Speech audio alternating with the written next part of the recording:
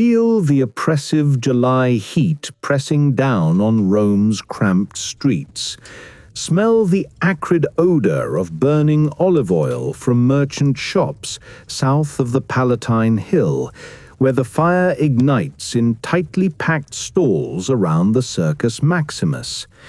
Hear the crackle of dry timber tenements, insulae, collapsing as flames leap between buildings with terrifying speed. This isn't arson.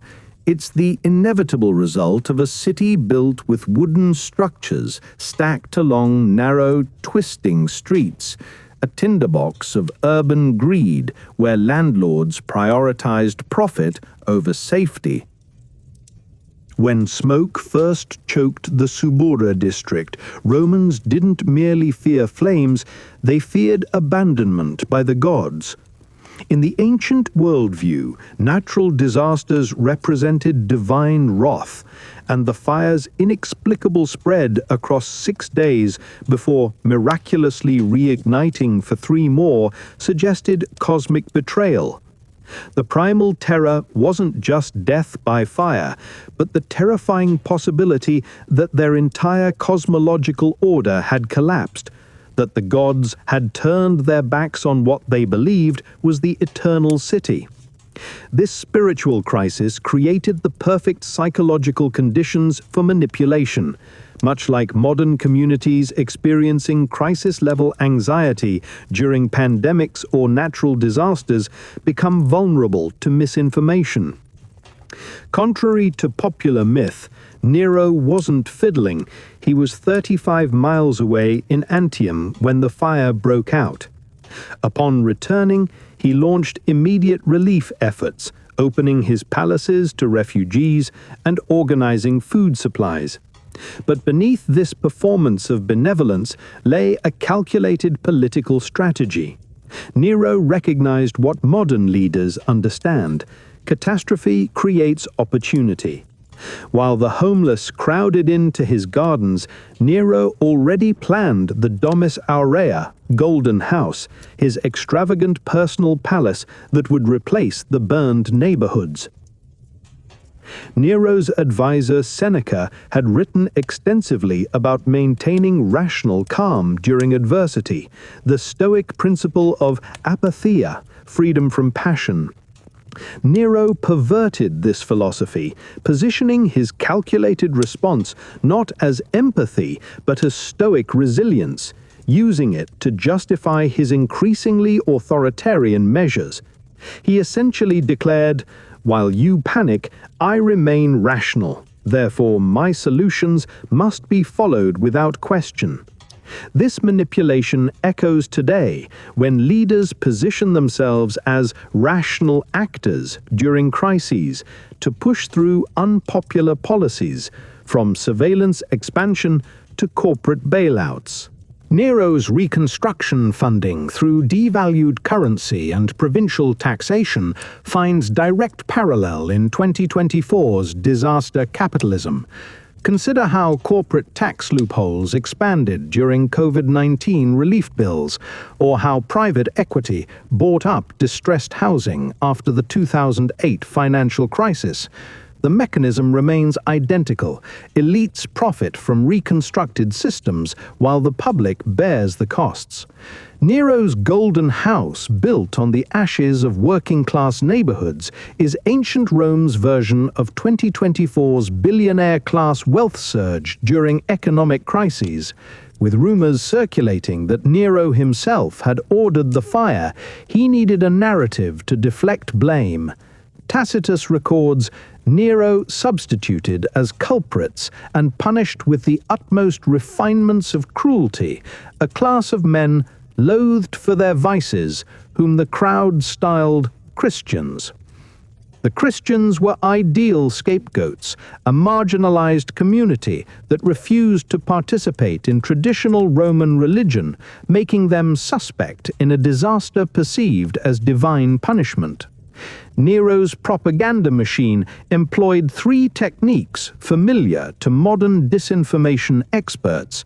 Othering, Christians were accused of hating humanity, a phrase echoing modern us versus them narratives against immigrants or minorities. Fabricated evidence. Tacitus suggests confessions were obtained through torture, reminiscent of coerced testimony in modern witch hunts. Spectacular punishment. Christians were torn apart by dogs and crucified in theatrical executions designed for social media shareability had it existed. The ancient pattern repeats in 2024's anti-immigrant riots, where 73% of participants cited viral deep fakes, according to UN Disinformation reports.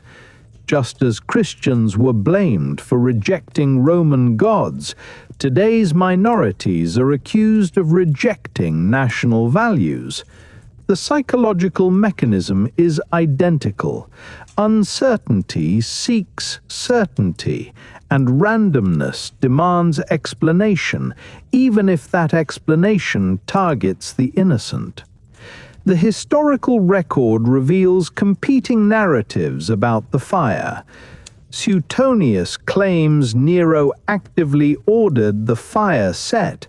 Tacitus is more skeptical, suggesting the fire may have been accidental.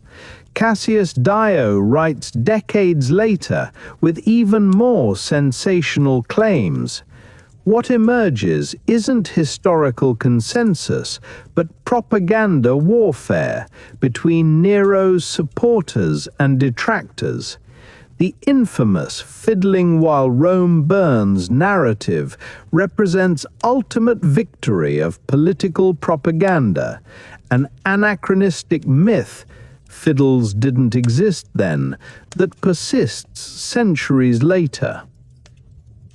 The historians themselves fell prey to the same cognitive biases that fuel modern misinformation. Suetonius displayed confirmation bias against Nero, including salacious rumors of the emperor's alleged Oedipal complex. Tacitus exhibited source bias, trusting certain informants over others.